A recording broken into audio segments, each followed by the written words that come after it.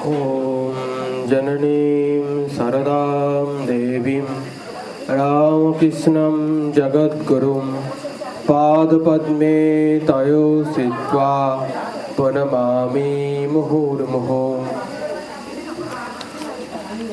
आज শ্রী শ্রী মা সারদা দেবীর শুভ জন্মতিথি। আশ্রমে উপস্থিত সকল ভক্তবৃন্দকে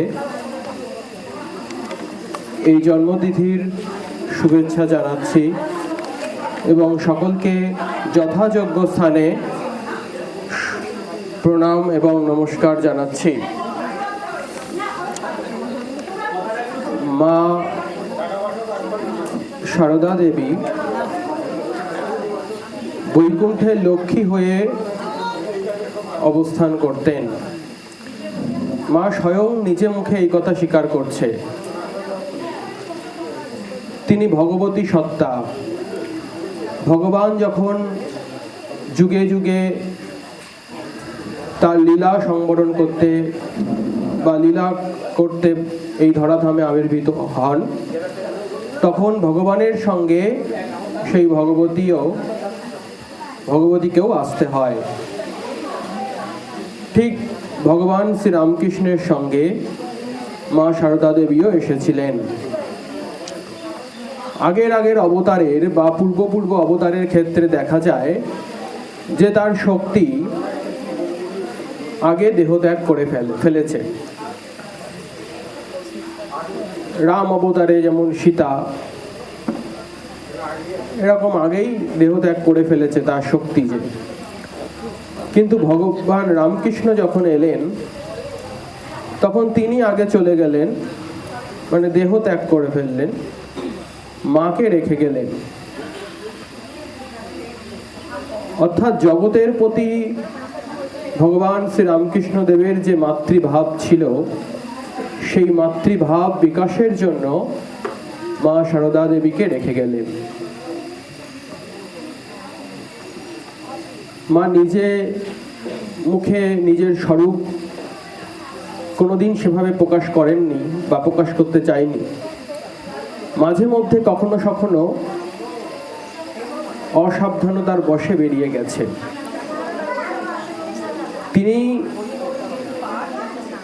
তাকে ঠাকুর নিজে ষোড়শী দুর্গা রূপে পুজো করেছেন। ভগবান শ্রীরামকৃষ্ণ তার তপস্যার সমস্ত ফল মা সারদার চরণে অর্পণ করছে। একদিন দক্ষিণেশ্বরে ঠাকুরের পদসেবা করতে করতে মা ঠাকুরকে জিজ্ঞেস করলেন, আমাকে তোমার কি মনে হয় বা কি রূপে আমাকে দেখো? তা ভগবান শ্রীরামকৃষ্ণ বলছেন, ওই নহবতে যে মা কালী রয়েছে, নহবতে আমার যে গর্ভধারিণী মা রয়েছে, মন্দিরে যে ভবতারিণী রয়েছে এবং যিনি আমার সামনে বসে আমার পদসেবা করছে, এই তিনজন এক। অর্থাৎ তিনি জগদম্বা রূপে, তিনি মা দুর্গা রূপে, তিনি লক্ষ্মী রূপে, তিনি অন্নপূর্ণা রূপে, তিনি জগদ্ধাত্রী রূপে, সমস্ত শক্তিতে তিনি আবির্ভূত হয়েছেন। আমরা এখানে যারা এসেছি, যারা ভক্তমণ্ডলী বা হয়তো কেউ প্রথম এসেছে বা সদ্য আসা যাওয়া করছে, প্রত্যেকেই মায়ের জন্মবৃত্তান্তটি কখনো না কখনো পড়েছে। দৈব নির্দেশে মায়ের শ্যামাসুন্দরী দেবীর গর্ভে তিনি এসেছিলেন এবং জন্মসূত্রেই মায়ের জগদ্ধাত্রী রূপের সঙ্গে অনেক দৈব নির্দেশ তার মায়ের হয়েছিল।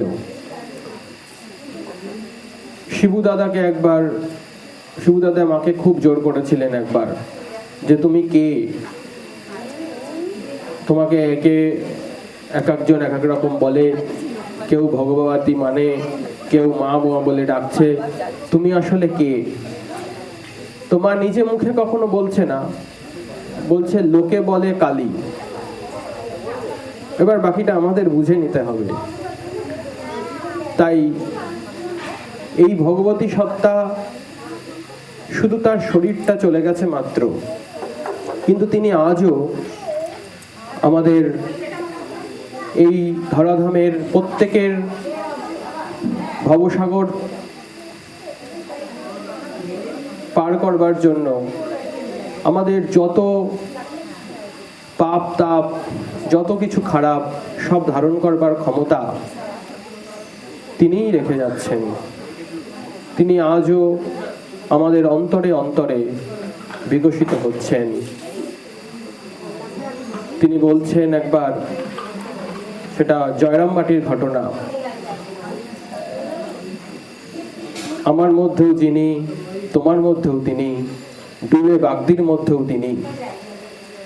সেই একই পরম ব্রহ্মের যে সত্তা, পরম ব্রহ্মময়ীর যে সত্তা, সেটি প্রত্যেকটি মানুষের মধ্যে জাতি ধর্ম বর্ণ নির্বিশেষে, মায়ের মধ্যেও যে সত্তা, ডুলে বাগদি মানে আমরা বুঝতে পারছি একটা নিচু সম্প্রদায়ের কথাকে বলা হচ্ছে, তার মধ্যেও সেই একই সত্তা বিরাজ করছে, সেই ব্রহ্মস্বরূপিণী সত্তা।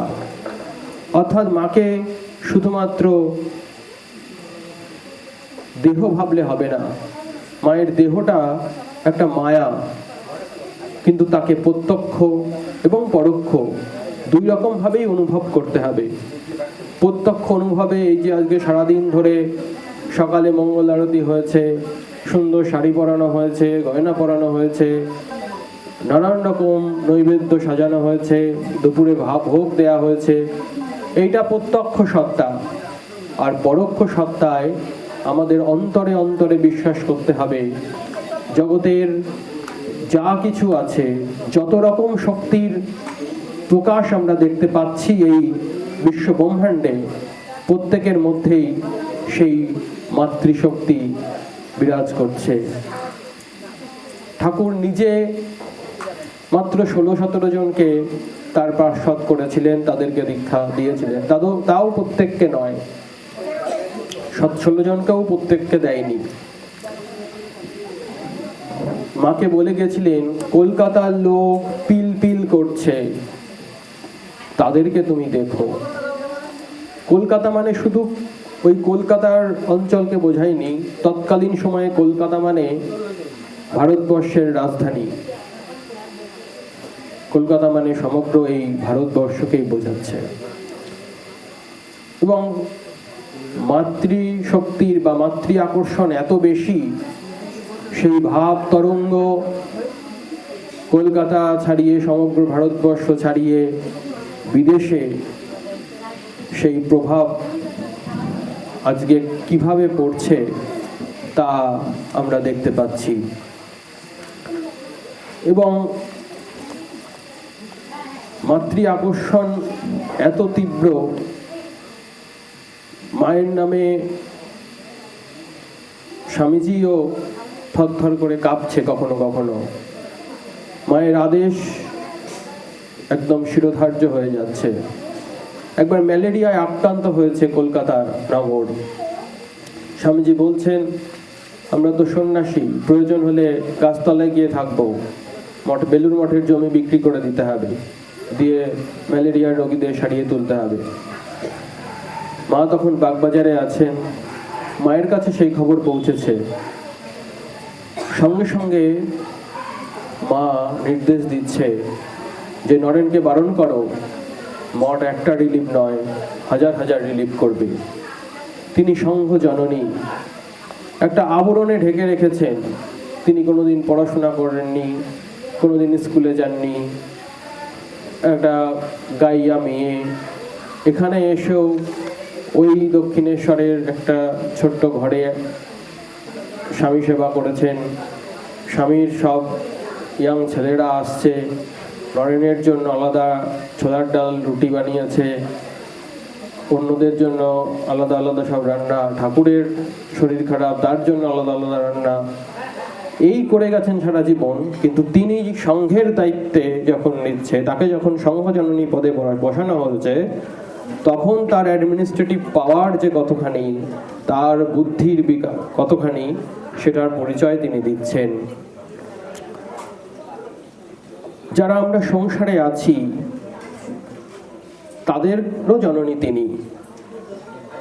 এই সংঘ শুধুমাত্র সন্ন্যাসীদের নয়, রামকৃষ্ণ সংঘ শুধুমাত্র সন্ন্যাসীদের নয়, সন্ন্যাসীদেরও গৃহীদেরও।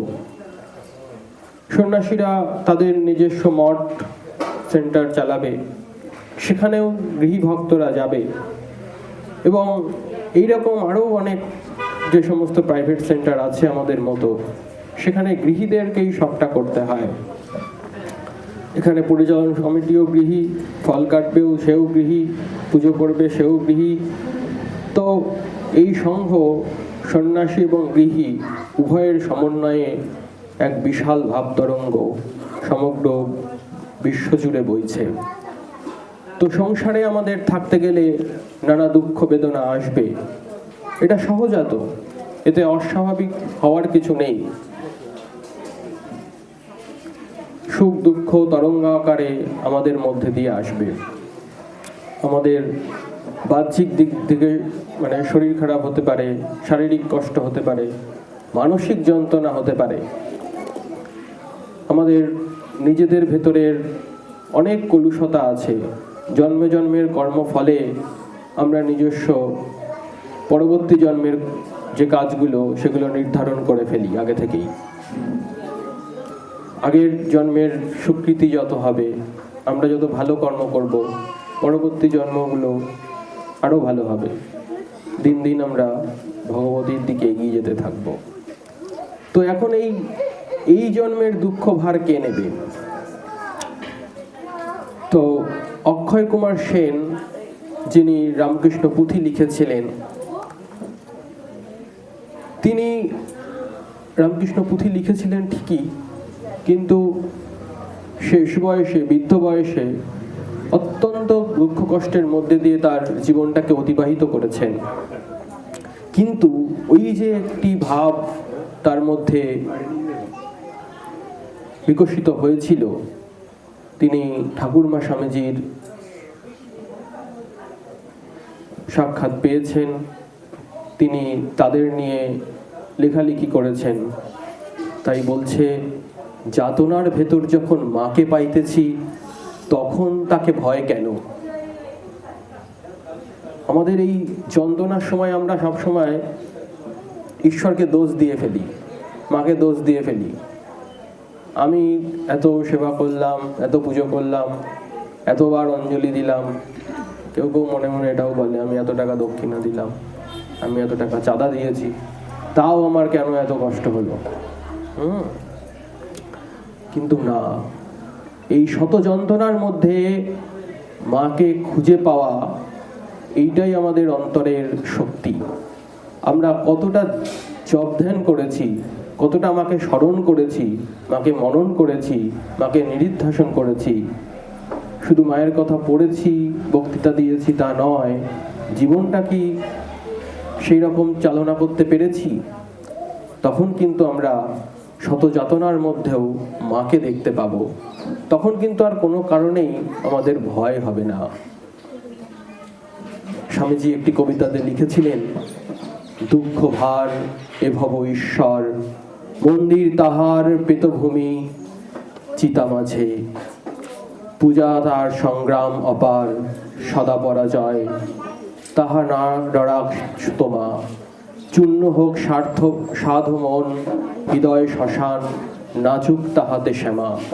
হৃদয় শ্মশান মানে হৃদয়ে কাম, ক্রোধ, লোভ, মোহ এগুলো থাকবে না। যখন আমরা সেই পবিত্র হৃদয়ে মাকে রাখতে পারবো, সকল দুঃখের ভার তার পায়ে অর্পণ করতে পারবো, আমাদের এই হৃদয়টা যখন সম্পূর্ণ স্বার্থহীন হয়ে উঠবে, তখন সেখানে শ্যামা নাচবে, তখন সেখানে মা বিরাজ করবে। একবার এক যুবক মায়ের সান্নিধ্যে এসেছেন, এসে সেই সাংসারিক জ্বালা যন্ত্রণা, মায়ের নিজের আত্মীয় স্বজনও খুব মাকে সাংসারিক যাতনায় বিদ্ধ করেছে বারবার। ভগবতী সত্তা কিনা সেই জন্য সবটা মানিয়ে নিতে পেরেছিলেন, আমাদের মতন হলে সম্ভব ছিল না। তো যেই আসতো, ম্যাক্সিমাম ভক্তই তারা আসতো তাদের ওই দুঃখ যন্ত্রণা এইসব ইত্যাদি ইত্যাদি কথা বলতে। এরকম এক যুবকও এসেছে, এসে তার কাছে দুঃখ করছে, কষ্ট কথা বলছে, মা উত্তর দিচ্ছেন। এটি শুধুমাত্র ওই যুবককে নয়, ওই নির্দিষ্ট যুবককে নয়, এইটি আমাদের প্রত্যেককে মনে রাখতে হবে। বলছেন, হ্যাঁ বাবা, ভয় কি? সুখ দুঃখ পূর্ণ এ জগৎ, তোমাদের কোনো ভয় নেই। বিভীষিকা প্রলোভন আসুক, তাতে তোমাদের কি হবে? তোমাদের কোনো ভয় নেই। জীবনের সকল অবস্থায়, সকল সময় মনে রেখো, আমার একজন মা আছে। অভয় দিচ্ছেন, তার সঙ্গে বলটা কিন্তু আমাদের দিকে ছুড়ে রাখছেন। সকল অবস্থায়, সকল সময় মনে রেখো। আমরা মনে রাখছি কি, সেটা আমাদের ব্যাপার, সেটা আমাদেরকে করতে হবে। মাকে পেতে গেলে আমাদের কিছু করতে হবে। তো মনে রাখতে হবে, মায়ের ওই দুই চরণ আমাদের সবসময় হৃদয়ে ধারণ করে থাকতে হবে। তো আমরা যদি মনে রাখি, তাহলে আমাদের ভয় নেই। আমরা যদি মাকে হৃদয়ে অঙ্গম করে থাকি, তাহলে আমাদের কোনো চিন্তা নেই, মা সবটা রক্ষা করবে। তাই আমরা যারা আজকে এখানে উপস্থিত হয়েছি, আমি বিশ্বাস করি প্রত্যেকেই তার নিজের মতন করে মাকে হৃদয়ে ধারণ করবার চেষ্টা করছেন, আমরাও করছি। সকলে মিলে যে যতটা করেছি, আরো বেশি করে যাতে মাতৃশক্তির সেই পূর্ণ রূপটা আমরা সর্বদা সকল কাজের মধ্যে তাকে মনে রাখতে পারি।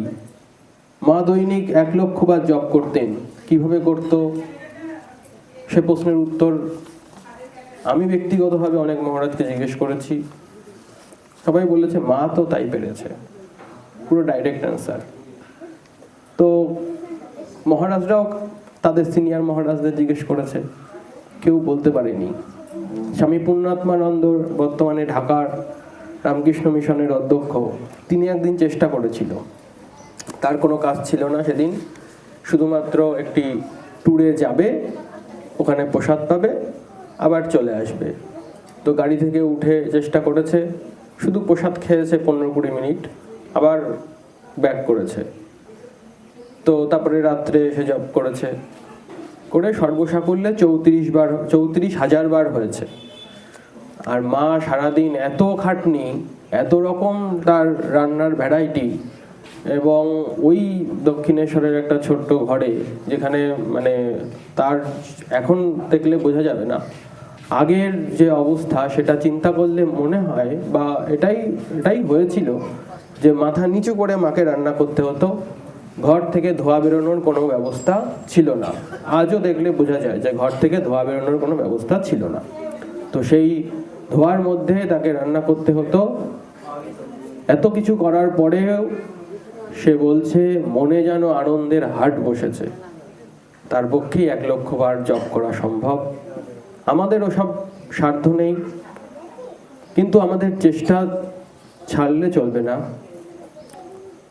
প্রত্যেকের যে যেমন পারছি, যতটুকু পারছি, নিরন্তর কন্টিনিউয়াস আমাদের সাধন ভজন, ধ্যান, জপ, মায়ের কথা পাঠ, অষ্টোত্তর শতনাম পাঠ, এবং শুধু এইটুকু বাহ্যিকভাবে নয় যে আমি এখন পাঠ করছি, আমি তোমার সাথে কথা বলবো না, পাশের বাড়ির লোকটা কি হয়ে গেল আমি কোনো খবর রাখি না, আমি মায়ের কথা পাঠ করছি বলে তার কোনো খবর রাখতে পারছি না, এইটা যেন না হয়।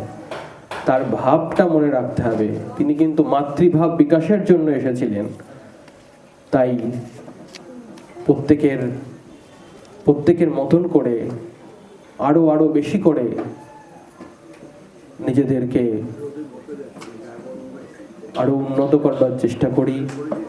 মায়ের ওই চরণ দুটো আমরা যেন পাই, অন্তিমকালে যাতে ঠাকুরমা স্বামীজি এসে আমাদেরকে হাত ধরে তাদের সেই রামকৃষ্ণ লোকে আমাদেরকে নিয়ে যায়। এইটুকুই বলে আজকের আমার কথা শেষ করছি। নমস্কার।